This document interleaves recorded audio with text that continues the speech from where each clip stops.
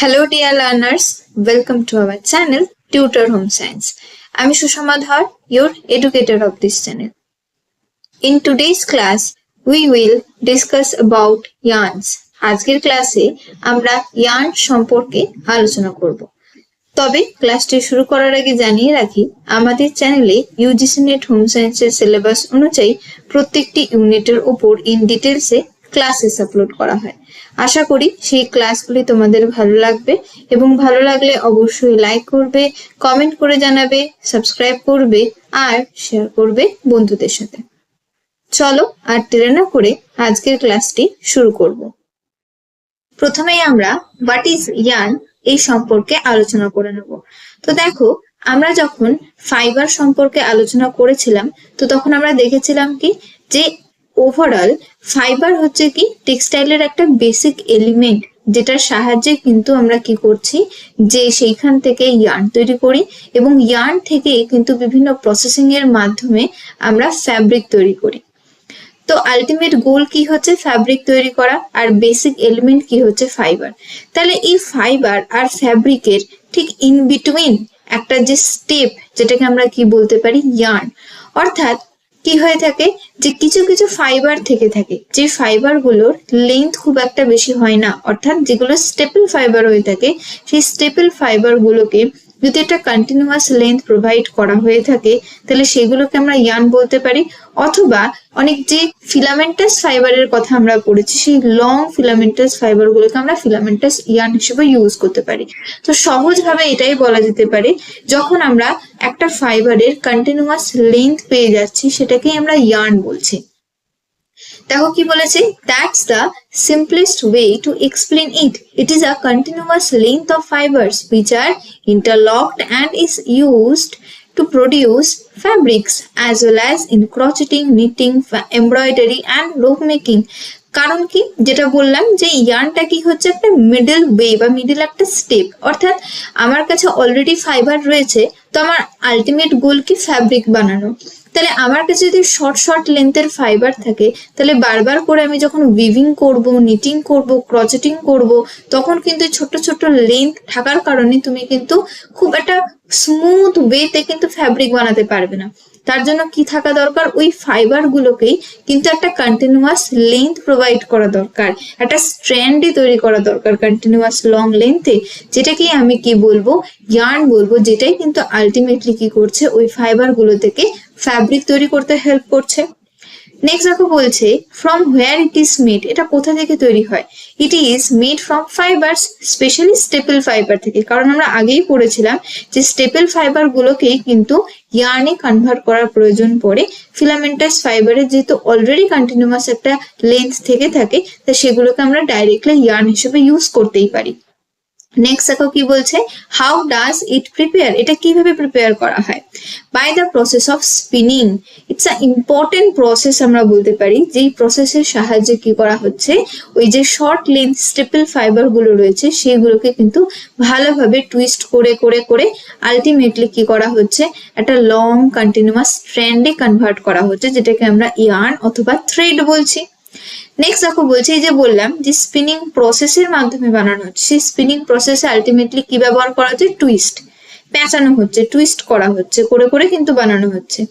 তো এই যে টুইস্ট করছো সেই টুইস্টটা দু রকমের হতে পারে, একটা হতে পারে এস টুইস্ট, একটা হতে পারে জেড টুইস্ট।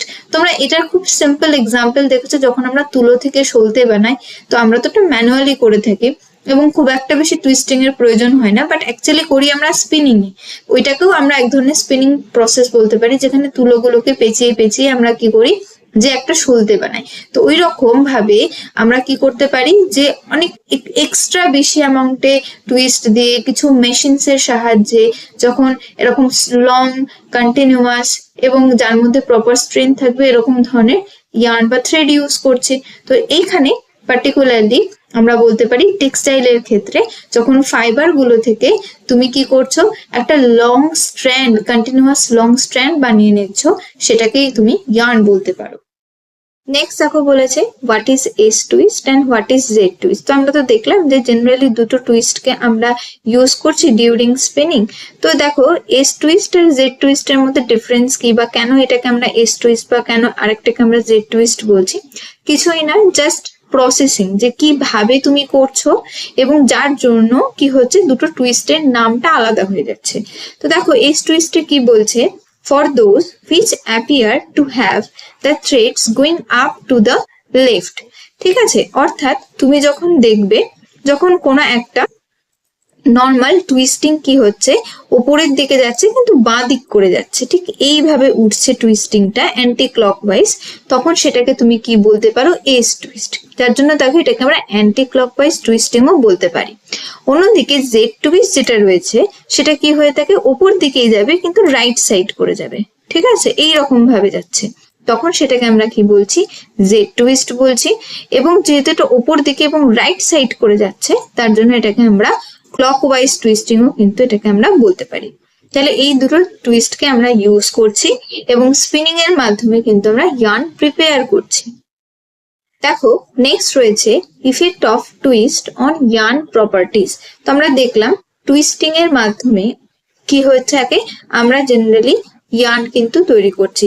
তাহলে এই যে টুইস্টিংটা আমরা অ্যাড করছি এবং অ্যাড করার ফলেই যে ইয়ার্নটা তৈরি হচ্ছে, তার ফলে কি হচ্ছে, ইয়ার্নের যে প্রপার্টি রয়েছে তার উপরেও কিন্তু ইম্প্যাক্ট পড়ছে। ঠিক আছে, তো কি কি রকম ইম্প্যাক্ট পড়ছে, অর্থাৎ ইয়ার্নের স্ট্রেংথ কিরকম হবে, তুমি টুইস্টিং কিরকম অ্যাড করেছো সেটার উপর বেস করছে বা সেটার উপর নির্ভর করছে যে তোমার ইয়ার্নের স্ট্রেংথ কিরকম হতে চলেছে। হ্যান্ডেল, অর্থাৎ তুমি যখন ইয়ার্নটাকে টাচ করছো সেটার ফিলিং কিরকম আসছে, সেটা কোয়ার্স লাগছে নাকি স্মুথ লাগছে নাকি অনেক বাল্কি লাগছে, ঠিক আছে, এরকম। এছাড়াও ময়েশ্চার অ্যাবজর্পশন ক্যাপাসিটি কিরকম হবে, ওয়্যারিং প্রপার্টিস কিরকম হবে, হিট কন্ডাক্টিভিটি কিরকম হবে, এই সমস্ত কিছু কিন্তু ডিপেন্ড করছে টুইস্টিং এর উপর, যে তুমি কিরকম ধরনের টুইস্ট একটা ফাইবারের উপর অ্যাড করছো বা ফাইবার গুলোকে যখন তুমি একটার সঙ্গে আর একটা জুড়ছো বা যখন তুমি ইয়ার্ন প্রিপেয়ার করছো সেই সময় সেই প্রসেসিং যেটা করছো সেই প্রসেসিং এর সময়তে কিন্তু টুইস্টিং অ্যাড করা হচ্ছে এবং যেটা ভীষণ ইম্পর্টেন্ট ওয়েতে কাজ করছে, ইয়ার্নের প্রপার্টিজ গুলোকে কিন্তু ইম্প্যাক্ট করছে। তো আমরা একটা একটা করে আলোচনা করব। তো দেখো ফার্স্ট বলছে স্ট্রেংথ, কি বলছে, tensile strength of staple fiber increased as twisting increased at optimum level। তুমি যদি একটা অপটিমাম লেভেলে গিয়ে স্টেপল ফাইবার যেগুলো হয় না, যেগুলো ছোট্ট ছোট্ট ফাইবার, সেগুলোকে যখন একটার সঙ্গে আরেকটাকে টুইস্ট করে করে জুড়ছো, সেই সময় যদি হাই টুইস্ট করো, যত বেশি টুইস্টিং অ্যাড করবে তত কিন্তু টেনসাইল স্ট্রেংথ বাড়বে, অর্থাৎ সেই ইয়ার্নটা কিন্তু তত মজবুত হবে, তত শক্তিশালী হবে।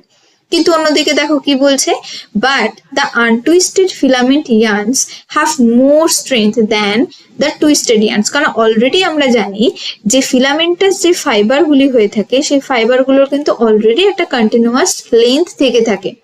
তুমি যদি ফার্দার সেগুলোকে ইয়ার্ন বানানোর জন্য তুমি এক্সট্রা ভাবে টুইস্ট অ্যাড করো, তাহলে কি হতে পারে, ওদের কিন্তু স্ট্রেংথ কমতে পারে। তাহলে আমরা এখান থেকে কি দেখলাম, যখন তুমি স্টেপল ফাইবার থেকে ইয়ার্ন প্রিপেয়ার করছো সেই সময় যদি তুমি হাই টুইস্ট দাও অবভিয়াসলি স্ট্রেংথ বাড়বে, কিন্তু ফিলামেন্টাস যে সমস্ত ফাইবার গুলো অলরেডি তার লং লেন্থ রয়েছে সেখানে তুমি এক্সট্রা টুইস্ট অ্যাড করলে কি হতে পারে, স্ট্রেংথ কিন্তু কমতে পারে। নেক্সট দেখো কি রয়েছে, হিট কন্ডাক্টিভিটি, বলছে low twisted yarns have more insulation capacity than highly twisted yarns. অর্থাৎ কি বলতে চাইছে, যত টুইস্টিং তুমি কম করবে তত কি হচ্ছে, ইনসুলেশন ক্যাপাসিটি বাড়ছে। এর অর্থ কি, দেখো ইনসুলেশন ক্যাপাসিটি মানে কি বলতে চাইছে, যে ওর মধ্যে যে এয়ার এর যে প্রপার বা হিট যেটা রয়েছে তার যে প্রপার কন্ডাক্টিভিটি রয়েছে সেটা কিন্তু ততটা পুয়ার হয়ে যাচ্ছে। অর্থাৎ আমরা যদি দেখি একটা উল বা উলেন তুমি একটা ইয়ার্ন চিন্তা করো, আর একটা তুমি কটনের কোনো একটা ইয়ার্নের কথা চিন্তা করো। এবার এই যে উলেন ইয়ার্নটা কি হয়ে থাকে আমরা জানি অনেক বেশি বাল্কি হয় না, একটু মোটা হয়ে থাকে, সাইজটা তুলনামূলকভাবে বাল্কি হয়। অন্যদিকে কটনের ইয়ার্নটা কিন্তু ভীষণ থিন হয়ে থাকে, ঠিক আছে, এবং অতটাও কিন্তু একটা বাল্কি অ্যাপিয়ারেন্স থাকেই না বলতে গেলে। তাহলে কি বলছে, যেই ইয়ার্নটার মধ্যে টুইস্টিং তুমি কম করবে, তাহলে তুমি বুঝতেই পারছো একটা উলেন ইয়ার্ন, একটা উলের যে সুতো, তার মধ্যে অবভিয়াসলি কিন্তু টুইস্টিং কম বলেই ওটা কি হচ্ছে, অনেক বেশি মোটা এবং বাল্কি। তার মানে তুমি কি করেছো, বেশি অ্যামাউন্টের টুইস্টিং অ্যাড করোনি, যার জন্যই ওটা কি হয়েছে, বাল্কি হয়ে রয়েছে, থিন কিন্তু নয়। এবার যেহেতু বাল্কি, তার জন্য কি হচ্ছে, ওর মধ্যে প্রচুর এয়ার রয়েছে, ঠিক আছে, প্রচুর ওর মধ্যে কিন্তু মোটা জিনিস, যেহেতু যেহেতু এটার ডায়ামিটারটা অনেকটা বড় হচ্ছে উলেন ইয়ানের, এর মাঝখানে প্রচুর অ্যামাউন্টে এয়ার কিন্তু থাকতে পারে। এই যে এয়ার থাকার কারণে কি হচ্ছে, আমাদের বডিতে আমরা যখন উলেন ইয়ার্ন দিয়ে বানানো কোনো ফ্যাব্রিক ওয়্যার করছি না, তখন আমাদের বডিতে তো হিট প্রডিউস হচ্ছে, তো হিটটা কিন্তু বাইরে বেরোতে পারে না, অর্থাৎ ওই এয়ারটা যেটা ওই ইয়ার্নটার মধ্যে রয়েছে, যেটা দিয়ে তুমি তৈরি করেছো একটা ফ্যাব্রিক, দেন তুমি পরেছো, তারপরে তোমার বডিতে যে হিটটা তৈরি হচ্ছে, সেই হিটটাকে কি করছে, ও বাইরে বেরোতে দিচ্ছে না। কারণ এয়ার কি করে থাকে, এয়ার একটা হচ্ছে ব্যাড হিট কন্ডাক্টরের কাজ করে থাকে, ও কিন্তু একদমই হিট কন্ডাক্ট করে না। তো তোমার বডিতে যে হিটটা তৈরি হলো সেটা তোমার বডিতেই থেকে গেল, বাইরে বেরোলো না। তাহলে এই রকম ভাবে কি বলছে, যার যত টুইস্টিং কম হবে তার মধ্যে কিন্তু ইনসুলেশন ক্যাপাসিটি অনেক বেড়ে যাবে, আর যার মধ্যে যত টুইস্টিং অ্যাড হবে, এবার তুমি ধরো একটা কটনের ইয়ার্ন, আমরা জানি এরকম পাতলা থিন হয়ে থাকে, অর্থাৎ এর মধ্যে এয়ার নেই, অর্থাৎ কি হচ্ছে, তোমার বডিতে হিট তৈরি হচ্ছে, সেটা কিন্তু ইজিলি কন্ডাক্টেড হয়ে যাচ্ছে, যার ফলে কি হচ্ছে, যে এর মধ্যে ইনসুলেশন ক্যাপাসিটি কমে যাচ্ছে। যার জন্য কটনের জামা আমরা কখন পরি, সামারে পরি। আমাদের বডির হিটটা যদি কটনের জামা পরে গ্রীষ্মকালে, এবং কটনের জামা পরার পর যদি আমাদের বডির হিটটা আমাদের বডিতেই থেকে যায়, একই অ্যাটমসফিয়ার এত গরম, তাহলে তো আমরা একদমই আনকমফোর্টেবল ফিল করব, তাই না? তো ঠিক সেই রকম ভাবে আমরা শীতকালে কি করছি, এর জন্যই দেখো আমরা উলেনের জামা কাপড় পরছি, নাকি আমরা কটনের পরছি। কারণ কি হচ্ছে, উলেনের জামা কাপড় আমাদেরকে গরম দিচ্ছে, কারণ কি আমাদের বডির হিটটা তো বাইরেই বেরোচ্ছে না। তাহলে এরকম ভাবে টুইস্টিং কিন্তু আমরা কম করে বা বেশি করে ইয়ার্ন যদি প্রিপেয়ার করি, দেন সেখান থেকে ফ্যাব্রিক বানাই, তাহলে কি করতে পারি, আমরা কিন্তু এইভাবে হিট কন্ডাক্টিভিটিকে কিন্তু কন্ট্রোল করতে পারি। নেক্সট দেখো বলছে হ্যান্ডেল, কি বলছে, যে highly twisted yarns surface is smooth hard and stiff. Obviously যত তুমি হাইলি টুইস্ট করবে, তার মানে কি হচ্ছে, বাইরে ছোট ছোট ছোট ছোট হেয়ার লাইক যে স্ট্রাকচার গুলো থেকে থাকে, সেগুলো কিন্তু বেরিয়ে থাকবে না, অনেক বেশি সারফেসটা স্মুথ হয়ে যাবে, হার্ড এবং স্টিফ হবে। অন্যদিকে যত লো টুইস্টেড হবে, সেটার সারফেসটা কিন্তু অতটাও স্মুথ হবে না, কারণ ছোট ছোট হেয়ার লাইক যে স্ট্রাকচারটা, সেটা কিন্তু উপর দিকেই থাকছে। তাহলে মোর হেয়ারি অ্যাপিয়ারেন্স, কিন্তু সফট অ্যান্ড বাল্কি। ঠিক উলেন ইয়ার্ন আর কটন ইয়ার্নকে চিন্তা করো, একটা কটনের সুতো কিরকম হয়, আর একটা উলেনের ইয়ার্ন। উলেনের একটা সুতো কিন্তু অনেক বেশি বাল্কি হয়, উপরে ছোট ছোট ছোট রোঁয়া রোঁয়া উঠে থাকে, আর কি হয়, সফট বাল্কি হয়। কিন্তু একটা তুমি কটনের সুতোর কথা চিন্তা করো, সেটা কিন্তু অনেক স্টিফ হয়, স্মুথ হয়, হার্ড হয়ে থাকে। So more twist may subdue the lustre of yarns or fibre. কিন্তু এক্সেস অ্যামাউন্টে আবার টুইস্ট অ্যাড করলে এটা হতে পারে লাস্টার অনেক সময় কমে যেতে পারে। নেক্সট দেখো প্রপার্টি যেটা ইম্প্যাক্ট ফেলছে, সেটা কি বলছে, ময়েশ্চার অ্যাবজর্পশন। বলছে high twisting releases less space to absorb moisture than the low twisting. ঠিক আছে, তো কি হচ্ছে, যত বেশি তুমি টুইস্ট করছো, তত বেশি কি হচ্ছে, স্পেস কমে যাচ্ছে, অর্থাৎ ভিতরটা কিন্তু অনেক বেশি রিজিড হয়ে যাচ্ছে, সেখানে কিন্তু জায়গা কমে যাচ্ছে, এবং জায়গা কমে গেলে কি হয়ে যাচ্ছে, সেক্ষেত্রে তুমি বাইরে থেকে যে কোনো কেমিক্যাল বলো, বা যে কোনো রকম কোনো ওয়াটার বলো বা এয়ার বলো, ইজিলি এন্টার করতে পারছে না। তো অবভিয়াসলি ময়েশ্চারও খুব একটা বেশি এন্টার করতে কিন্তু পারছে না। অন্যদিকে যত তুমি বেশি বেশি মাত্রায় লো টুইস্ট করবে, তত কি হচ্ছে, স্পেস প্রচুর রয়েছে, ইজিলি কিন্তু ময়েশ্চার অ্যাবজর্ব করতে পারে। নেক্সট দেখো বলছে কি, বেয়ারিং প্রপার্টিজ। তো এক্ষেত্রে কি বলা হয়, high twist can produce smooth yarns which does not protrude hairs on surfaces of yarns that increases more abrasion resistance than low twisted yarns. তাহলে যত বেশি হাই টুইস্ট করবে, এর আগেই আমরা বললাম হ্যান্ডেলের ক্ষেত্রে, যে ওদের সারফেসটা অনেক বেশি স্মুথ হবে, অনেক বেশি হার্ড অ্যান্ড স্টিফ। যত স্মুথ হবে, মানে ওর বাইরের যে সারফেস লেয়ারটা রয়েছে, এইখানে কিন্তু কখনোই ওই হেয়ার লাইক যে স্ট্রাকচার গুলো রয়েছে, এইভাবে কিন্তু প্রোট্রুডেড থাকবে না। তার মানে কি, পুরোটাই স্মুথ। যত বেশি স্মুথ, তার মানে কি, বাইরে থেকে যখন কোনো কিছুতে ঘষা লাগছে, ফ্রিকশন লাগছে, সহজে কিন্তু সেটা নষ্ট হয়ে যাবে না, বা কোনো ঘষা লাগলেই যে সেটা ছিঁড়ে যাবে, ড্যামেজ হয়ে যাবে, এই জিনিসটা হবে না, অর্থাৎ অ্যাব্রেশনকে রেজিস্ট করতে পারে। ঠিক আছে, যত বেশি হাই টুইস্ট হবে। আর লো টুইস্ট হচ্ছে মানে কি, এই যে উলেন ইয়ানের গায়ে কি রয়েছে, এরকম ছোট ছোট হেয়ার লাইক রোয়া রোয়া লাইক একটা স্ট্রাকচার রয়েছে, হেয়ার লাইক অ্যাপিয়ারেন্স, এটা একটু ঘষা লাগলেই কিন্তু কি হয়ে যেতে পারে, এখান থেকে ফাইবার বেরিয়ে আসতে পারে, সেটা ড্যামেজ হয়ে যেতে পারে। ওকে, তাহলে এইভাবে আমরা টুইস্টিং কে কখনো হাই করে কখনো লো করে আমরা strength, heat conductivity, handle, moisture absorption, bearing property সমস্ত কিছুকে কিন্তু আমরা কন্ট্রোল করতে পারছি, বা এই সমস্ত কিছু কিন্তু ইম্প্যাক্ট হচ্ছে। নেক্সট দেখো রয়েছে ক্লাসিফিকেশন অফ ইয়ার্নস, অর্থাৎ ইয়ার্নকে আমরা কি করতে পারি, ক্লাসিফাই করতে পারি কিছু স্ট্যান্ডার্ডস এর উপর বেস করে বা কিছু ফ্যাক্টরস এর উপর বেস করে। তো দেখো এখানে কি রয়েছে, চারটে স্ট্যান্ডার্ড বা ফ্যাক্টর রয়েছে। ফার্স্ট যেটা রয়েছে সেটা কি বলছে, নেচার অফ কম্পোনেন্ট, অর্থাৎ ইয়ার্নটার বেস কি, বা ইয়ার্নটা কোন ফাইবার দিয়ে তৈরি হচ্ছে, স্টেপল ফাইবার দিয়ে নাকি ফিলামেন্টাস কোন একটা ফাইবার থেকে, তো সেটার উপর বেস করে। নেক্সট দেখো হচ্ছে স্পিনিং মেথড, স্পিনিংটা কিভাবে করা হচ্ছে, তুমি কোনো কেমিক্যালের সাহায্যে করছো নাকি কোনো একটা ম্যানুয়াল বা নর্মাল কোনো মেকানিক্যাল প্রসেসের মাধ্যমে তুমি সেখান ফাইবার থেকে তুমি ইয়ার্ন তৈরি করছো, সেটার উপর বেস করে। নেক্সট এন্ড ইউজ অর নোভেলটি, অর্থাৎ তুমি কোন একটা ইয়ার্নের মধ্যে কতটা বিউটিফিকেশন অ্যাড করছো, সারফেস এনরিচমেন্ট অ্যাড করছো, সেটার উপর বেস করে ইয়ার্নকে ক্লাসিফাই করা যায়। আর লাস্ট রয়েছে কি, যে প্লাই, অর্থাৎ কিরকম ভাবে তুমি ফার্দার যে ইয়ার্নটা তৈরি করছো তার মধ্যে প্লাইং অ্যাড করছো। হ্যাঁ, সেটা বিভিন্ন পারপাসে করা হয়ে থাকে, সেটার উপর বেস করেও কিন্তু ইয়ার্নকে আমরা ক্লাসিফাই করতে পারি। তো আজকের ক্লাসে মেনলি আমরা nature of component and spinning method, এই দুটো ফ্যাক্টরের উপর বেস করে যে ইয়ার্নের ক্লাসিফিকেশন, সেই দুটো নিয়ে আলোচনা করে নেব। আর বাকি যে দুটো ফ্যাক্টর বা স্ট্যান্ডার্ড রয়েছে সেটা আমরা নেক্সট পার্টে আলোচনা করব। তো ফার্স্ট অফ অল আমরা যে চারটে স্ট্যান্ডার্ড দেখলাম তার মধ্যে যে প্রথম যে স্ট্যান্ডার্ড বা ফ্যাক্টর ছিল সেটা কি ছিল, নেচার অফ কম্পোনেন্ট। তো সেটার উপর বেস করে ইয়ার্নকে আমরা দুটো ভাগে ভাগ করতে পারি, একটাকে বলা হচ্ছে স্টেপল ইয়ার্ন আর একটাকে বলা হচ্ছে ফিলামেন্টাস ইয়ার্ন বা ফিলামেন্ট ইয়ার্ন। কারণ দেখো স্টেপল ইয়ার্ন মানে কি বোঝা যাচ্ছে, যখন তুমি স্টেপল ফাইবার থেকে যে ইয়ার্ন তৈরি করছো তাকে তুমি স্টেপল ইয়ার্ন বলছো। আর ফিলামেন্ট ইয়ার্ন মানে কি, যখন তুমি ফিলামেন্টাস ফাইবার থেকে যে ইয়ার্ন প্রিপেয়ার করছো তাকে তুমি ফিলামেন্টাস ইয়ার্ন বলছো। তো দেখো কি বলেছে, staple yarns are defined as assembled strands of fibres twisted together to form a continuous strand of fibrous material of desirable properties, অর্থাৎ বলা হচ্ছে যখন তুমি এই ছোট ছোট ফাইবার গুলো ছিল স্টেপল, সেইগুলোকে যখন জুড়ে জুড়ে টুইস্ট করে করে আলটিমেটলি একটা লং কন্টিনিউয়াস স্ট্র্যান্ড বানিয়েছো, তখন তাকে কি বলা হয়ে থাকে, স্টেপল ইয়ার্ন বলা হচ্ছে।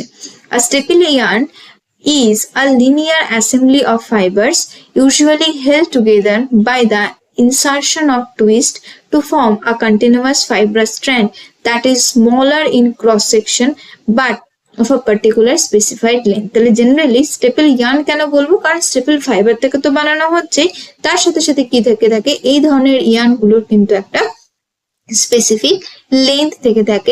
নেক্সট দেখো বলছে ফিলামেন্ট ইয়ার্ন। তো কি হয়ে থাকে, filament yarn is the yarn consisting of fibres with each end being endless. The continuous and endless fibre is called filament. তাহলে জেনারেলি কি হয়ে থাকে, যে ফিলামেন্টাস ইয়ার্ন আমরা তাকেই বলবো সেই সমস্ত ফাইবার, অর্থাৎ ফিলামেন্টাস ফাইবারের তো কি থাকে, একটা কন্টিনিউয়াস লং একটা লেন্থ থেকে থাকে, তো সেইগুলোকেই কিন্তু আমরা ফিলামেন্টাস ইয়ার্ন বলতে পারি। নেক্সট দেখো রয়েছে স্পিনিং মেথড। তো স্পিনিং মেথডের উপর বেস করে আমরা দেখলাম যে ইয়ার্নকে আমরা ক্লাসিফাই করতে পারি। তো এক্ষেত্রে ফিলামেন্টাস ফাইবার আর স্টেপল ফাইবার, তাদের ক্ষেত্রে দুই রকম ভাবে কিন্তু আমরা স্পিনিং করে থাকি।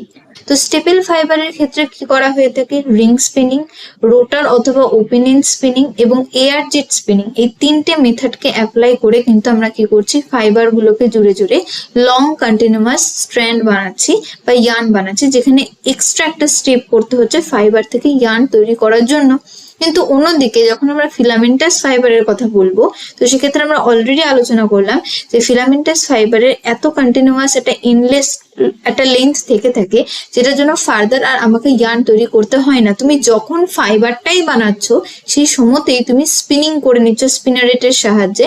তো যার ফলে আলটিমেটলি যখন তুমি ওটা তৈরি করছো তখনই কিন্তু তোমার একটা কি হয়ে যাচ্ছে, লং স্ট্র্যান্ড তুমি একটা ফাইবার পেয়ে যাচ্ছ যেটাকে তুমি অ্যাজ আ ইয়ার্ন হিসেবে ইউজ করতে পারো।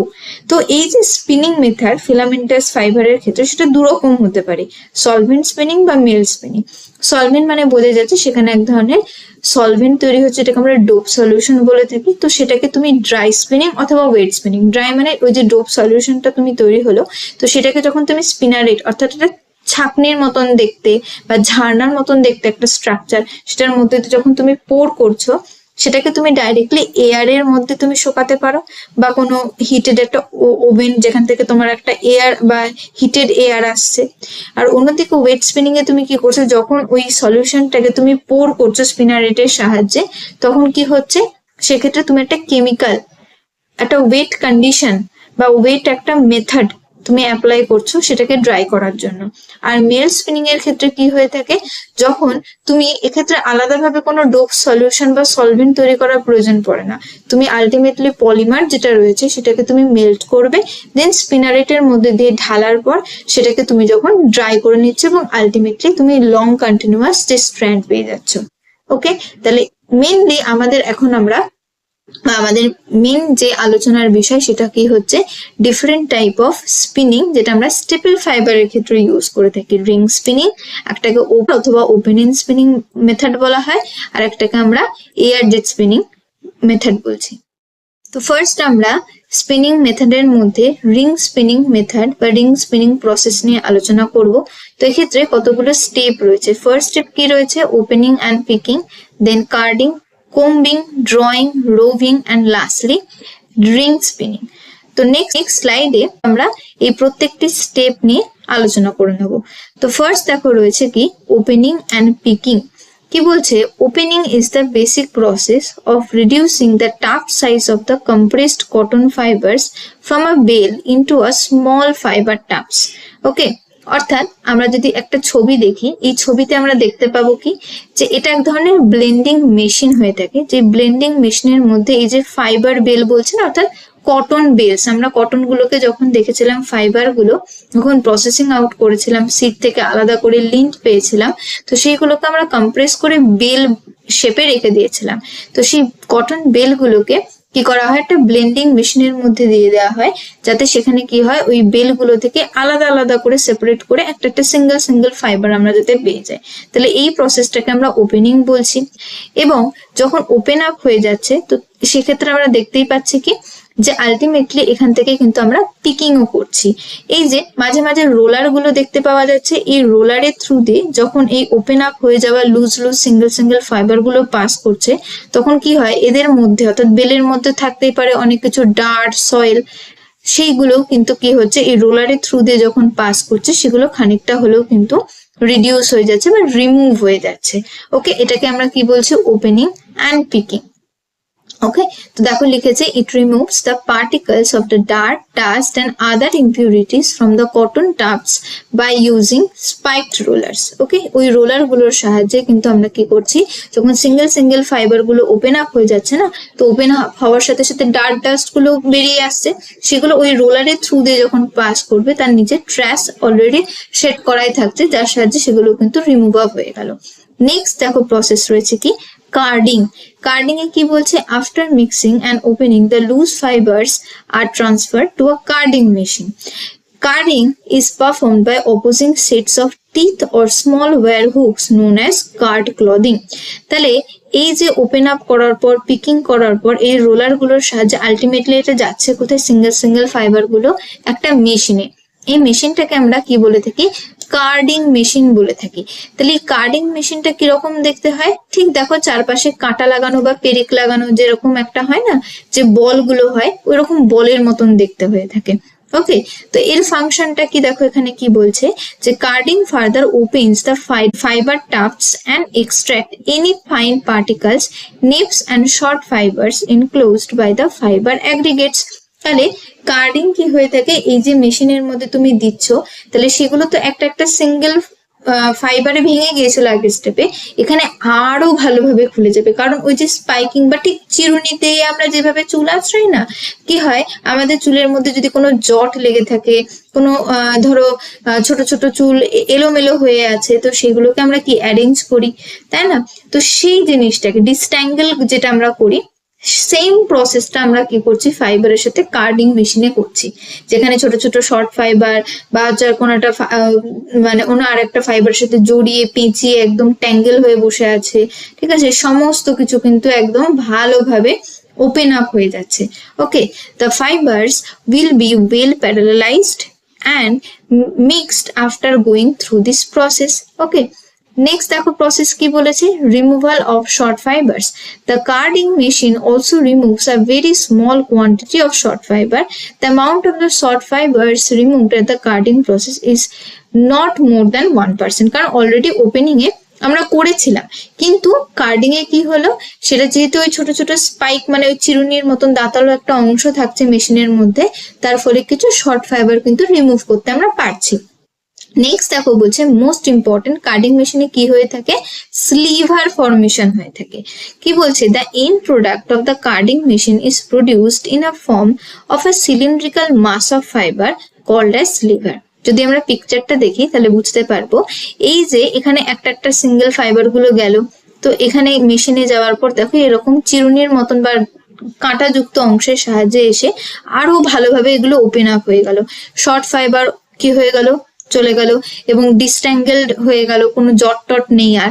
তো এইগুলো যখন এইভাবে আস্তে আস্তে, এখানে একটা রোলার রয়েছে দেখতে পাচ্ছ পিঙ্ক কালারের, তাহলে এই রোলারের কম্প্রেসারে যখন আসছে বা এর যখন প্রেসারটা পড়ছে, তখন এই ফাইবার গুলো কি হয়ে যাচ্ছে, এরকম ঠিক প্যারালাল হয়ে যাচ্ছে বা একটু কম্প্রেসড হয়ে গিয়ে ফ্ল্যাট একটা স্ট্রাকচার, একটা স্লিভার লাইক স্ট্রাকচারে কিন্তু ফর্ম হচ্ছে। ওকে, তো এটাকে আমরা কি বলছি, মোস্ট ইম্পর্টেন্ট স্টেপ, যে কার্ডিং এর ফলে কিন্তু কি হচ্ছে, যে স্লিভার ফর্মেশন হচ্ছে। হলো, নেক্সট দেখো বলছে কোম্বিং। বলছে combing is the process use to remove short fibres and Neves from the sheets of cotton fibers.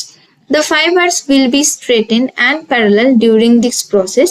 Combing helps to eliminate the remaining impurities and trash left by the carding process. তাহলে carding প্রসেসের পর combing প্রসেসটা না একটা optional process আমরা বলতে পারি।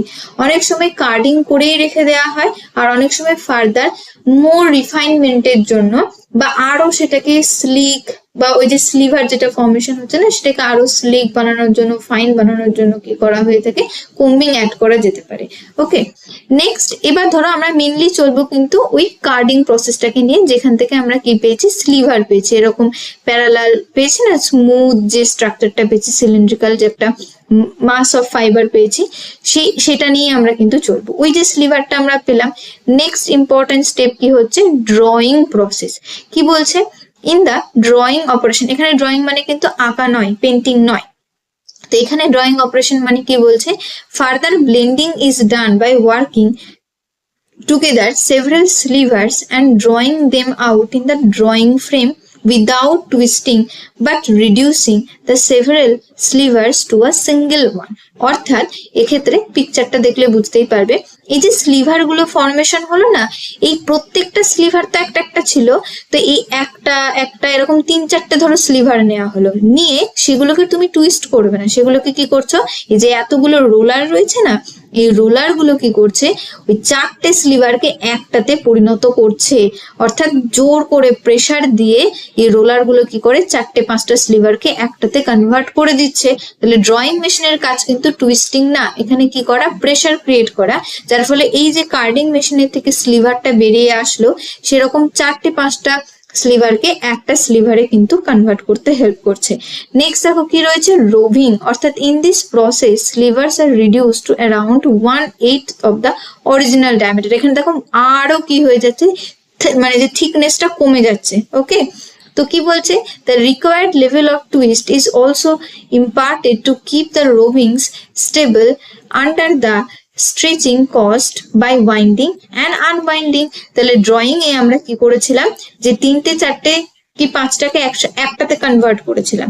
এবার এরকম ধরনের যে স্লিভার গুলো ফর্মেশন হলো সেটা ফার্দার রোভিং এ কি হয়ে গেল, আরো ফাইন হয়ে গেল। দেখতে পাচ্ছ এখানে যে এত মোটা ছিল এটা কতটা রোভিং থেকে গিয়ে পাতলা হয়েছে, এই যে এই রোভিং এর ফলে এতটা হালকা একটা সুতোতে পরিণত হয়েছে। এটা কতটা বাল্কি ছিল, এখান থেকে কিন্তু এটা ফার্দার প্রসেসিং এর মাধ্যমে এর থিকনেস আরো কমে যাচ্ছে, এরকম পাতলা ফাইন একটা কিন্তু স্লিভারে ফর্মেশন হচ্ছে, এখনো কিন্তু কমপ্লিটলি স্পান ইয়ার্ন তৈরি হয়নি। এবার লাস্ট যে স্টেপটা রয়েছে সেটা কি হচ্ছে, ring spinning. The roving yarns are processed in spindle to spin properly and make a proper strong smooth yarn. এইবার এই যে এখান থেকে তুমি একদম ফাইন যে স্লিভারটা পেলে না, সেটাকে তুমি এবার এই যে এটাকে আমরা স্পিন্ডেল বলে থাকি, এর মধ্যে তুমি ঢুকিয়ে দিচ্ছ। এবার এটা কন্টিনিউয়াসলি রোটেট করতেই থাকবে, রোটেট করতেই থাকবে, করে করে কন্টিনিউয়াসলি টুইস্ট অ্যাড করতে থাকবে, স্পিন হতে থাকবে এবং স্ট্রং স্মুথ তুমি ইয়ার্ন পেয়ে যাচ্ছ। তাহলে এই ওভারঅল প্রসেসটাকে আমরা কি বলছি, রিং স্পিনিং মেথড বলছি। নেক্সট দেখো রয়েছে কি, যে সেকেন্ড মেথড আমরা যেটা পড়েছিলাম সেটাকে ওপেন ইন স্পিনিং মেথড বলছি। এখানে কি হয়, যে it is a method of spinning for creating yarn without any spindle. কোন রকম এই যে লাস্ট এই যে স্পিন্ডেলটা আমরা ইউজ করেছি না, এই স্পিন্ডেলটা দরকার পড়ে না। কোনো স্পিন্ডেল ছাড়াই যখন আমরা স্পিনিং করছি এবং স্টেপল ফাইবার থেকে ইয়ার্ন বানাচ্ছি, তাকেই আমরা কি বলছি, ওপেন এন্ড স্পিনিং মেথড বলছি, also known as rotor spinning or break spinning. The open end spinning process begins with the carded sliver. দেখো রিং স্পিনিং অনেক বেশি টাইম থেকে, অনেক বেশি কনভেনশনাল প্রসেস, তার কারণ একদম ফাইবার থেকে কিন্তু আমরা স্টার্ট করছি, কিন্তু ওপেন এন্ড আমরা স্টার্ট করছি কোথা থেকে, ওই যে কার্ডিং হওয়ার পর যে কার্ডেড স্লিভারটা আমরা পেয়েছিলাম না, এই যে এইখান থেকে কিন্তু স্টার্ট হচ্ছে আমাদের ওপেন এন্ড স্পিনিং মেথড।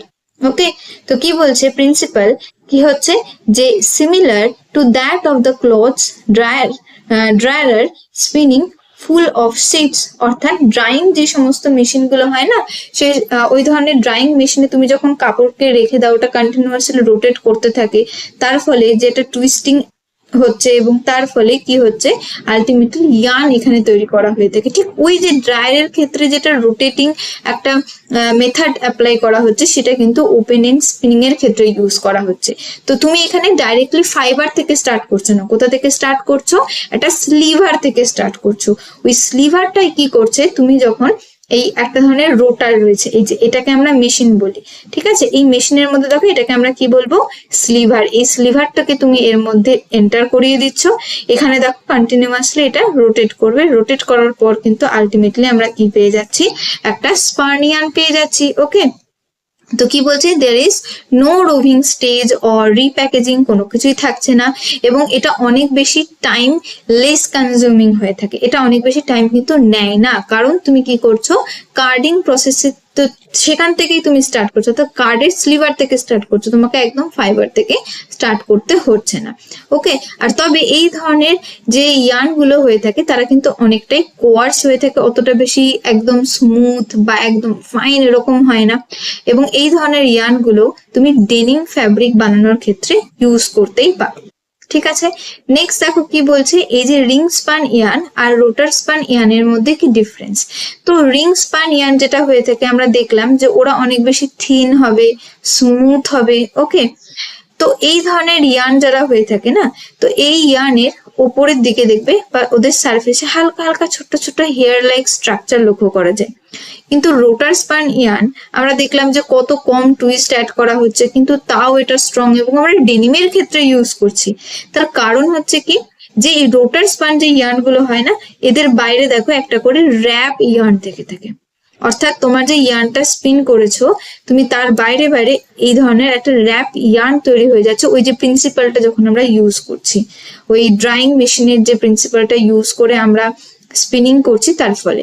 তো এর ফলে কি হয়, র্যাপ ইয়ার্ন প্রেজেন্ট থাকার জন্য কি হচ্ছে, যে এই ধরনের যে ইয়ার্নটা আমরা তৈরি করলাম, তো এই ইয়ার্নটা অনেক বেশি স্ট্রং হয়ে যাচ্ছে, অনেক বেশি তারা স্ট্রেসকে বলো, অ্যাব্রেশনকে বলো রেজিস্ট করতে পারছে, এবং ডেনিমের জন্য কিন্তু এই ধরনের ইয়ার্ন আমরা ইউজ করব, ডেনিম ফ্যাব্রিক যখন আমরা ডেনিমের জিন্স বলো, জ্যাকেট বলো, এই ক্ষেত্রে। ওকে, নেক্সট এবং লাস্ট যে মেথড রয়েছে সেটা কি হচ্ছে, এয়ার জেট স্পিনিং।